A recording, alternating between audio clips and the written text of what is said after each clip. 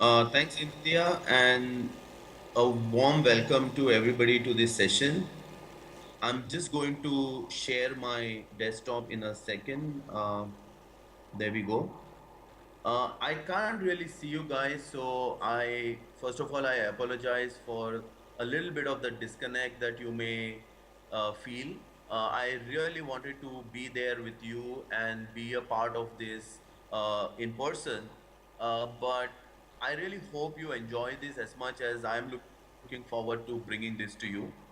We have about an hour, and I'm going to leave some time at the end for question and answers. But again, I can't see you, so in case there are questions that need my attention, I would request somebody to please take the mic and maybe stop me.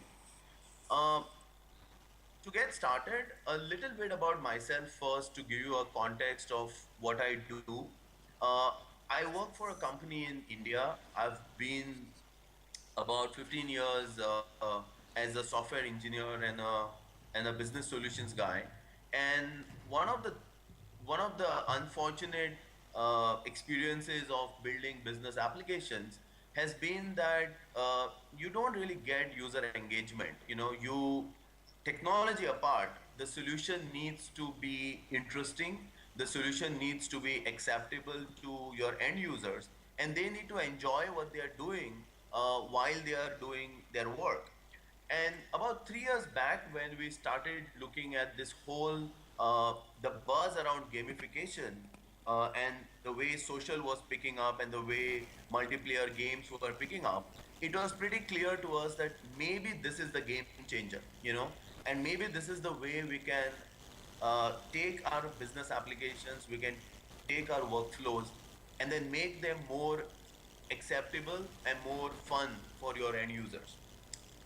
What I'm going to talk about today is how we have actually applied these concepts in real situations. So I'm going to give you a walkthrough some of the applications that we have actually gamified over the last couple of years.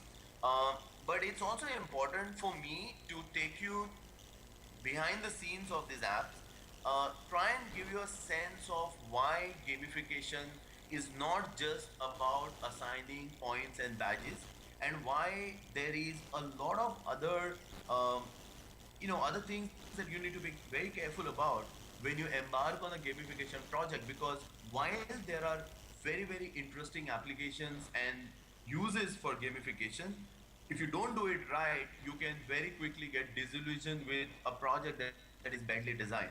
So the takeaway for you from this session should be a good idea of what gamification can do for you in the HR business, in the employee engagement space, inside your enterprise, and in many cases for your customers. And also a takeaway in terms of what are those things that you should be conscious about when you create a gamification project or a gamification strategy for your organization. And for me, if you guys can go from this session with a couple of ideas of what you can do inside your own company, I think that would have been a very useful session. So let me get started. Gamification is no longer a buzzword. There are a lot of predictions about how gamification is going to be a multi-billion-dollar opportunity.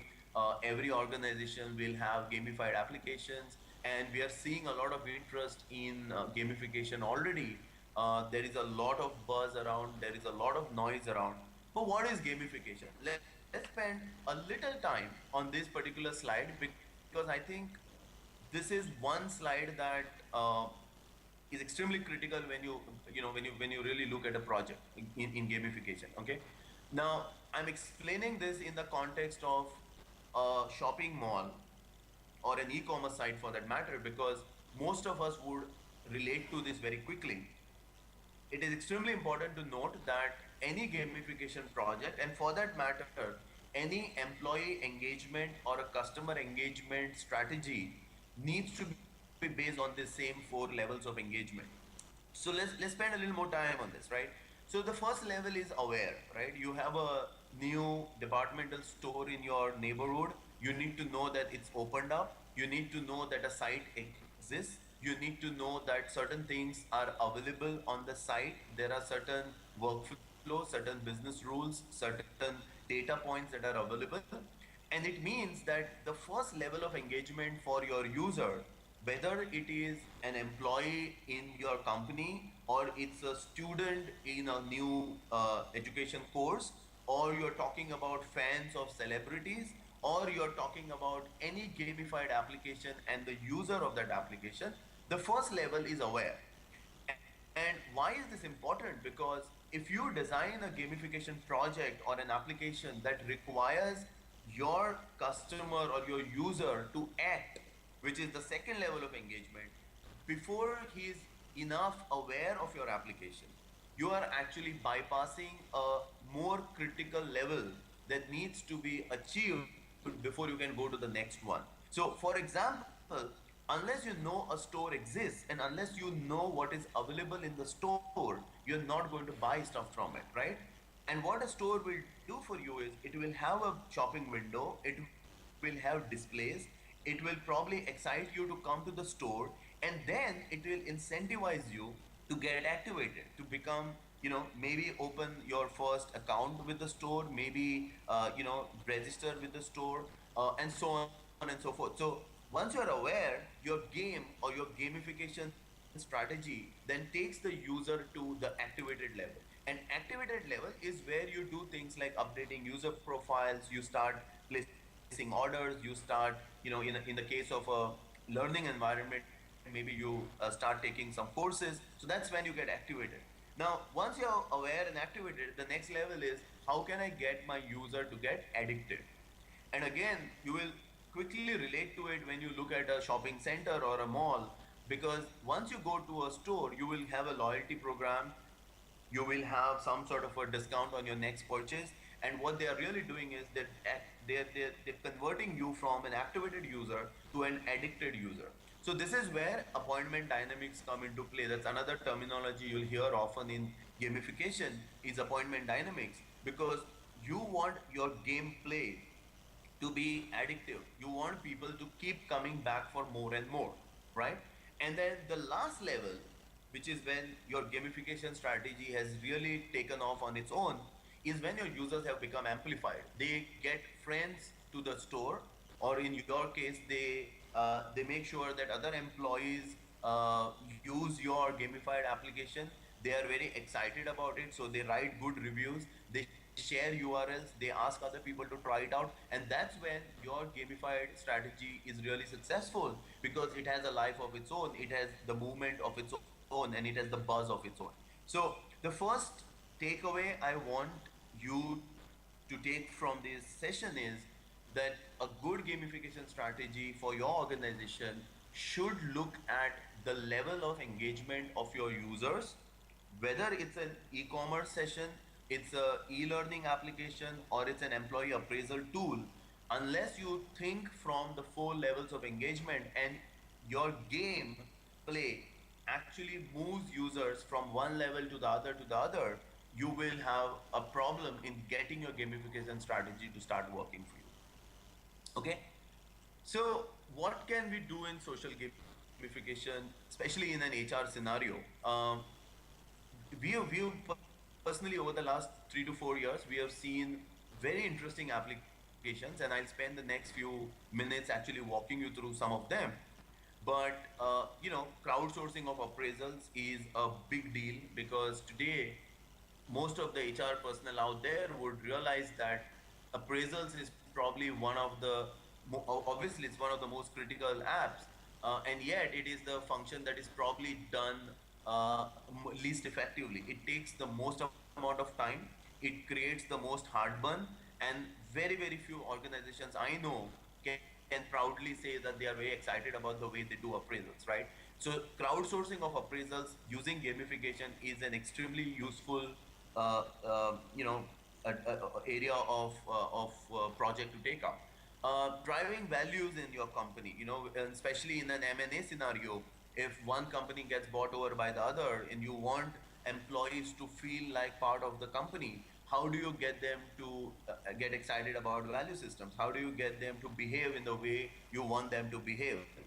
Learning obviously has been always a very interesting application area. area for gamification.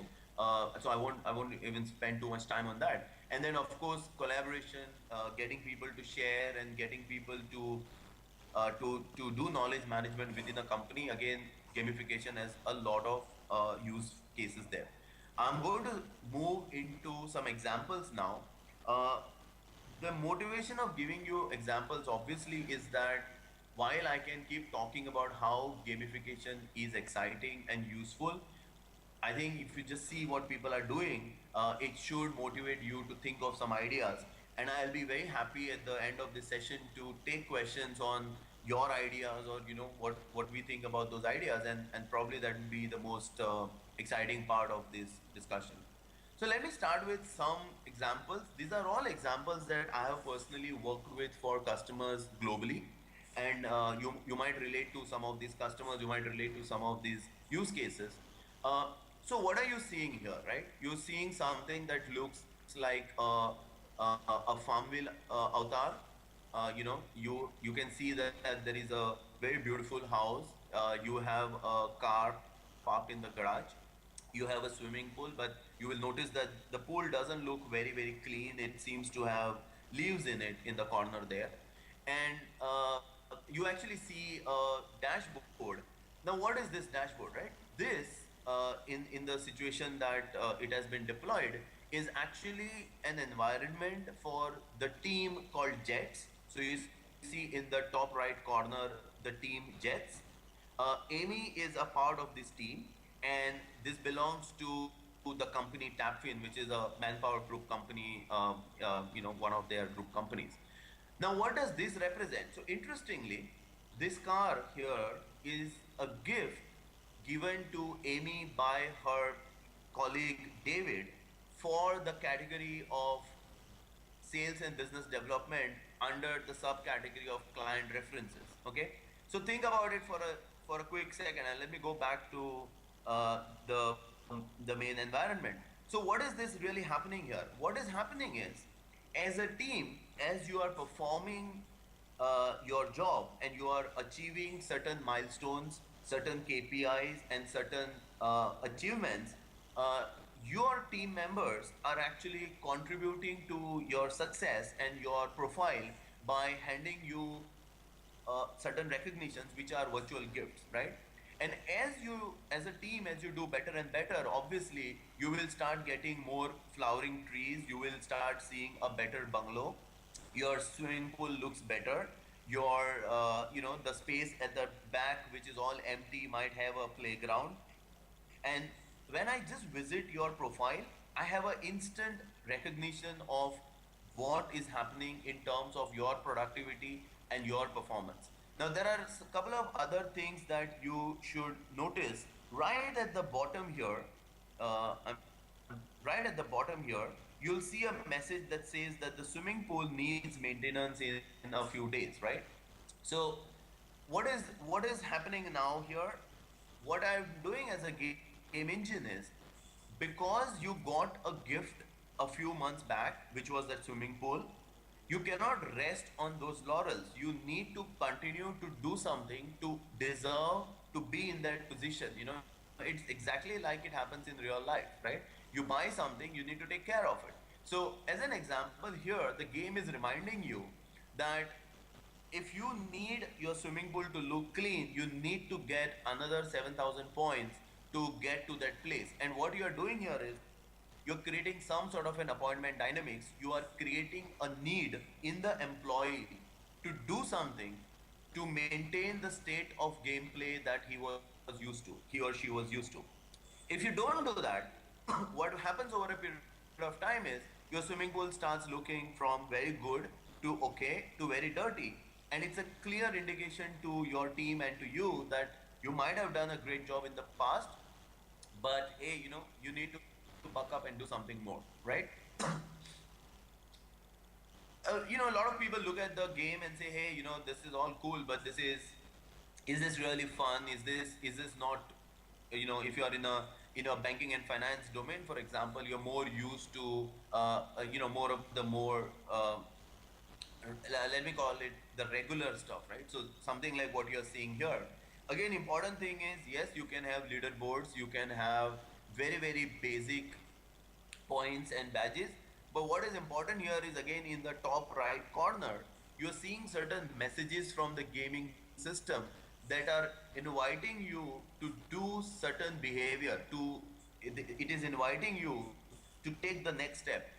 It is inviting you to go to the next level, because only when you know this continuous, you know, where do I stand and where do I need to go kind of a situation, you are encouraged to do it better. So in this case, you get motivated that I have already got my highest CSAT score of 8 yesterday. And then the game is congratulating you with that message and then giving you this impetus saying, we have done very good, let's go to the next point. Okay. But in certain scenarios, especially if you look at e-learning, you look at young BPO industry with an average age of 20, 25. In India specifically, you have extremely fresh out of college grads, working in the IT industry. Maybe you can get rid of those boring charts and graphs and give them reports which are animated. For example, you see in the top left corner, it's really a bar chart, right? It's nothing more than a bar chart. But when you position it as a game, and as the gameplay continues, the cars move back and forth, and you are in the lead, you are second in the position, you get more excited to do something that maybe you wouldn't have been so excited about in the past. You see at the bottom here, you will see this is April and this is March. So in India, you have a financial year that is April to March. And what you're doing here is you're actually laying out the yearly progression of an employee from the beginning of the year to the end of the year, and all the activities that the employee has done. So maybe these two boxes here represent trainings that the employee has taken. Maybe this smiley represents a unique milestone. And what is happening here is, in one page, in one view, you're actually seeing a very comprehensive view of the employee's performance. Again, as a game, as a data visualization, which is fun and yet extremely serious, because it is really about the person's job. It's not something you do for the purpose of entertainment. Okay. We are seeing a lot of interest in gamification of healthcare. Again, primarily because with Obamacare, for example, in the US, if you can show that your employees are engaged on their health and they are taking missions and challenges that make them more healthy, you can actually get a pretty significant monetary benefit out of it, in terms of reduce cost, reduce insurance cost, and so on. So now go think a little, a couple of slides ago, to the 4 levels of engagement, and spend a couple of seconds thinking about your own engagement with health, right? Some of you would be aware of what diabetes is. Some of you would be probably a little activated. You might be going for a walk in the morning. You might be a little more aware about the dietary instructions and so on. But some of you are really addicted to it, right? So you would be gymming regularly. You would be extremely focused on what you eat. And then some of you would be addicted and then activated to a point where you go and tell other people to get more healthy, right? Now, why can't you have a drug portal or a patient healthcare portal or an employee health portal inside your organization, which recognizes these 4 levels of engagement against health of each of your employees, and then gives them missions and challenges and advice and collaboration forums that appeal to that person at the level of engagement that they are. And then as a game or as a gamification project over a period of time, you move that person from one level to the other to the other. And how do you do that? Obviously, you give them points, you give them badges. Those points can be redeemed for maybe a massage session in your spa, and people get excited because when they do a mission, which is when they become activated, they then get recognized for that activation by certain rewards, which they can then use to get further motivated and so on. So I think for an HR professional, HR team today, this is one other application that I would look to. I would request you look at it in a little more detail and think through whether this makes sense for your own company. I'm going to skip this slide in the interest of time, but just going to stop to the next slide. I don't know how many of you recognize these very quickly, but this is a very popular quiz format, the Who Wants to Be a Millionaire kind of a format. And what we are showing here is an example of how a quiz game is used for a safety and security audit in a very large pharma company in India. So the idea here was that if you're going to ask people 15, 20 questions and look at their preparedness in terms of safety and security audit, can we make it more exciting, right? Instead of going to a website with 12 questions on it, can we convert it into a quiz? Can we bring social, recognition in here? Can we give people an option to switch questions, call a friend, maybe go and study if you don't know what the question is about, but make it fun. At the end of the day, you want them to take the audit, but you also want them to want to take the audit, right? Because if they fail the audit, you want them to come back again and again for more and more. So again, this is nothing to do with just points and badges, but this is about converting a real business problem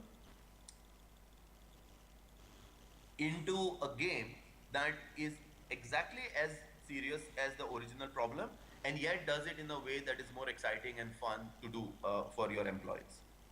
And this is my final slide before I move into a little more of the behind the scenes stuff. What you're seeing here is, you're seeing a fishing game. You see fishermen and you see different kinds of fishes. You see salmons and you see a whale and you see a small goldfish. What it is actually representing in real life is a weighted ranking of opportunities that you have in your CRM system. And this is a very simplified view, but on the top right, you will see that the amount of the contract, whether it's an existing customer and whether it's an IT company, these are the three parameters which are used, and your CRM data is then used to convert that opportunity into a fish. Now, what is so exciting about this? Okay, think about this for a second. Get your kid to school, or get your kid to this application, and you ask the kid and you say, you are a new fisherman, you have never fished before, uh, which of these fishes would you like to go for, right? And try and catch. Obviously, he will say, I'm not going to go for the whale because it's too big and I can't catch it with a simple rod, right? Now, a kid will immediately know that if you want to have lunch or dinner, you probably want to go and catch a salmon. If you are, if you just go for the goldfish, it's not going to make you it's not going to make you any less hungry, but it might be a really good showcase, right? It might be great to put it in your bowl in your living room. Now, why is this so exciting? It's exciting because now we are talking about decisions we are taking on which opportunities to track and which opportunities to go for based on the skill set of your fisherman, based on the purpose of the fishing. And when you really think about it, all I'm doing is I'm teaching a sales guy the best and easiest way to take a decision on which of the opportunities he should be tracking. Now, this is a very simplistic example because we are only looking at three parameters and we have just given you 4 or 5 examples. But think of the impact that this can have on productivity and efficiency of your sales force. If you can take your Salesforce.com data or you can take your CRM data and visualize it as a fishing game, which in my opinion, even a school kid will be able to figure out very, very quickly. So for me, the future of gamification is really not in points and badges, but it is about taking real business problems like deciding which customers to go for, and then converting it into a game which a kid can understand. And that is where the real challenge and the fun of gamification will be in the years to come. Okay.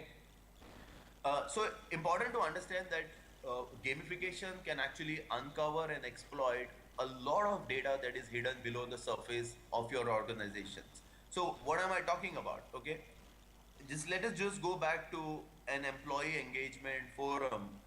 Let us go back to that Facebook game that the Farmville kind of game that I showed you. The amount of data that you're collecting is enormous, right? You're collecting data about the reward categories. You're collecting data in terms of the appreciations that employees are writing for each other. You have data in blogs. You have a lot of information based on the professional and personal relationships that are being created in your social network in the company. You know a lot of stuff about the mood of the people in your organization. You know what training requests they are making. You know what they are discussing on forums and blogs. And this information is really what should be used, analyze, and basically become the input to your gamification system when it moves people from point A to point B to point C to point D, right? So as an example, when I have a person who is joined your forum, how do you get that person to get excited? You get that person excited by understanding what is it that he has been looking for. So when you know what blogs he has been visiting, maybe you can put him in contact with a guy who has that same, interest in that same technology area or professional area. And by that way, you get your user to get a little more involved in the game. He starts creating relationships, and as the time goes by, he keeps coming back to check what people are talking to him about, and more data you collect as the person grows in your game. You can actually use that to incentivize him to go from aware to active to addicted and all the way to amplified. So big data is going to be extremely critical in any scenario where gamification in your enterprise is looked at as a serious problem solver mechanism. If you are not going to be able to look at all that data that is being generated in your social network, in the organization, your gamification strategy is not going to be very exciting as the days go by. So that's another point that you need to remember. If you're going to do gamification, make sure that big data, complex, relationships, and text analytics, and the ability to look at all the unstructured content becomes extremely critical for the strategy that you have come up with. The other point is that, more and more you will realize that enterprises are going to have to move to applications delivered on mobiles. Mobile apps are going to be the way people consume and create data, and the way people interact with each other. So again, if you're creating a gamification strategy, make sure that the vehicle for delivery is going to be mobile apps at some point of time, whether it is uploading information on your CRM, whether it is giving inputs on recruits and talent acquisition, whether it is the ability to recognize performance, whether it is the ability to consume e-learning content. It has to be about apps. So when you design a gamification strategy, your first pillar should be the levels of engagement, your second pillar should be big data analytics, and your third pillar should be the delivery through mobile apps. So these three things put together will work. So remember, we've talked about a lot of examples, and there are lots of exciting ways in which people are using gamification. But if you design it improperly, you can quickly get stuck and find it very difficult to get out of it. So last slide, 10 quick commandments that you need to remember for a useful gamification strategy. Now, while I talk about gamification strategies, it is also important uh, for you to understand that these are really commandments for any engagement strategy. So it doesn't have to be about a product, it doesn't have to be about gamification, but any employee reach out and any HR initiative that you do, you probably want to look at these 10 commandments anyway. So point number one, uh, you know, if your gamification strategy is giving points and badges, please make sure that at some point of time they are linked to real rewards and recognition. So if you have a game where people are getting points and that's all that happens to those points, if it doesn't lead to career growth, it doesn't lead to monetary rewards, it doesn't, your CEO doesn't care about who is the topper on the leaderboard, your gamification is guaranteed to fail. Because very quickly, your employee will understand that this is something that was deployed, but nobody really cares for it in real world. Your virtual points remain virtual, and that means that they are no longer worthy to be. So make sure that your gamification points finally link to real rewards and recognition. Make it very relevant to your business. People who are taking initial steps in gamification tend to sometimes look at gamification as an esoteric project that you will create, and then you create a bunch of people and you ask them to go and play the game. That's not going to work, because unless it is extremely relevant and important to your business, no employee has the patience to actually sit and try games for the heck of it. These are not entertainment. They should not be considered entertainment, and they should be extremely relevant to your business if you want to get into gamification. Third thing, watch your demographics. Extremely important to understand that what works in a 25 in a company with 20 to 25-year-olds in the IT industry is not going to work for a company which has which has maybe 40, 50-year-old workers. It's not going to work in what works in India doesn't work in UK and in the US. Pharma companies have a very different demographics. So unless your gameplay and your game design matches the demographics and the user profile, you're going to have problems making that work. Avoid duplication of work. Extremely important again that you do not deploy a game and then expect your employees to duplicate that work in your main application. So you have to trust the game layer to work directly with your enterprise apps. You have to work it with your HR apps. You cannot ask people to play the Farmville game to give each other points and gifts, and then say, hey, but now this is appraisal time, so shut that thing down and let's go back to our old appraisal system. It has to work together. It has to work absolutely in one common environment. Keep it fresh. The most important thing in the game, and most of you have obviously you know this, anybody who has downloaded mobile apps or whatever, very quickly games become boring. So you need to have a way of changing the UI. You need to have a way of adding new features over a period of time. And in fact, what we recommend to people is, if you have decided that you need 10 features in a program or in a deployment, do not start with 10, start with 2, and then over the next 8 to 10 months give one additional feature to the user, so that over that period of 8 to 9 months they keep coming back for more, and then that is where they move from being aware to addicted to amplified, and then it becomes habit forming, and then you can take the choice of keeping it where it is. Create appointment dynamics. I've already talked about this. You need people to keep coming back for more. One of the reasons Twitter or Facebook is so popular is because people keep coming back to check what their friends have been doing. Whatever game you play, you need to make sure that there is something in the user to keep coming back to, and that's what creates a habit over a period of time. You need to make sure that the game cannot be gamed. You need to make sure, for example, that in your appraisal system, you don't allow employees to reward each other and scratch each other's back at the same time. And in that sense, create a cardel where you are essentially helping each other without really deserving it. So you need to have the right workflows in place, you need to have the right approvals in place, and you need to have the right mechanisms in place so that people do not game the game. Obviously, have an internal champion.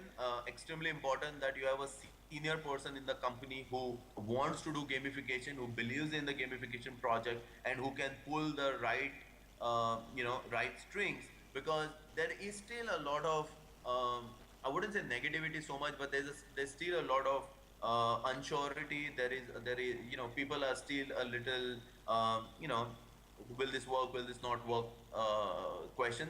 and there will be these people who will try and say this doesn't work. So you need somebody strong who is an internal champion to drive your gamification strategy. Avoid silos, pretty much linked to point number 2 and 4 earlier. Make sure your apps are integrated with the bigger picture. They're integrated with your business apps. They're not games that you have deployed in one corner where people can go play and then get back to business. They need to know that when they're playing the game, they are actually contributing to your business and your work on a day-to-day basis. And finally, the last point, start small and simple. Gamification is a strategy that is fun, but there is a lot of proving you will need to do to your own employees and your own managers to prove to them that this works. And rather than taking a very big step and trying to do too much at one time, it is good to start small and then build over a period of time. Okay. So that's pretty much what I had. We have about 10 minutes for questions, and I would be very happy to take any questions you have. I'm going to try and get my video back up, and I can't see you. So, Cynthia or whoever is the MC, if you can please help me with questions, I would be very happy to take it.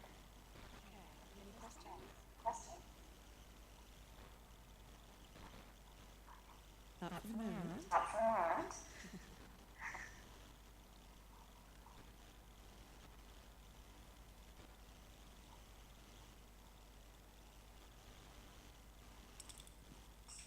Hi, thanks for the presentation.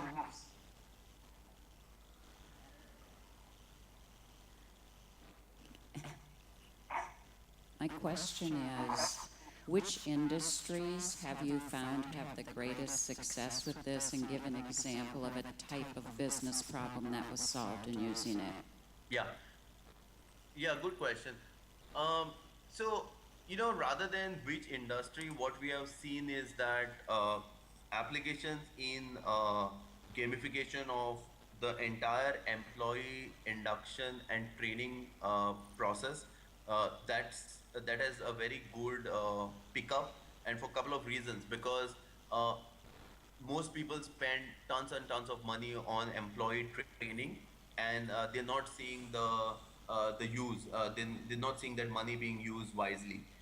They have been looking for a way in which training can become more social, more collaborative, and also because training doesn't impact any of your revenue lines directly. It doesn't impact customer satisfaction directly, in terms of if the project doesn't work, you're not going to create any problems in your backend systems, right?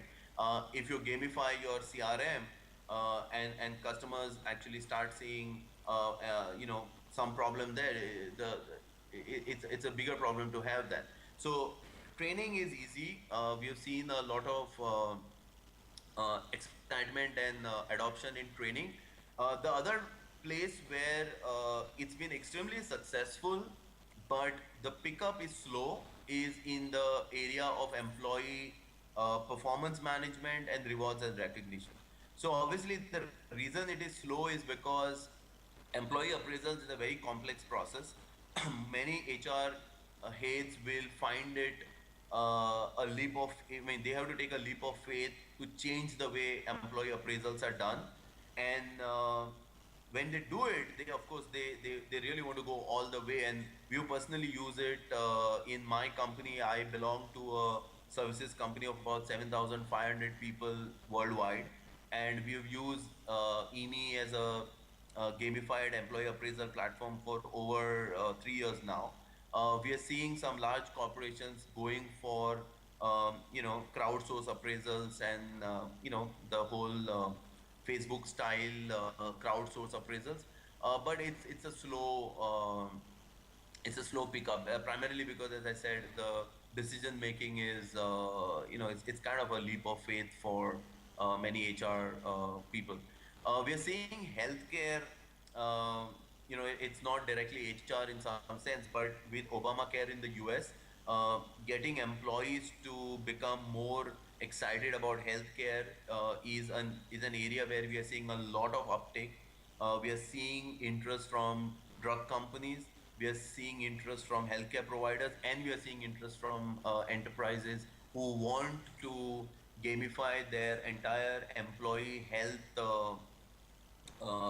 engagement with their health, and how they look at health going forward. So training, employee health and well-being, and employee appraisals, in my opinion, are the three big areas that we are seeing right now.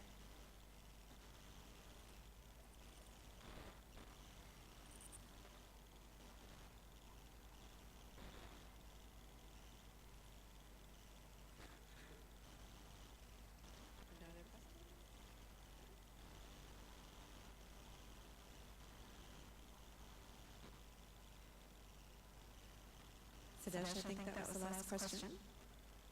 Thank you. Thanks for having me. I hope the session was useful. My email and my Twitter IDs are with you, so feel free to connect with me, and I look forward to maybe catching you in person next time in the next forum. Thank you so much. Applause.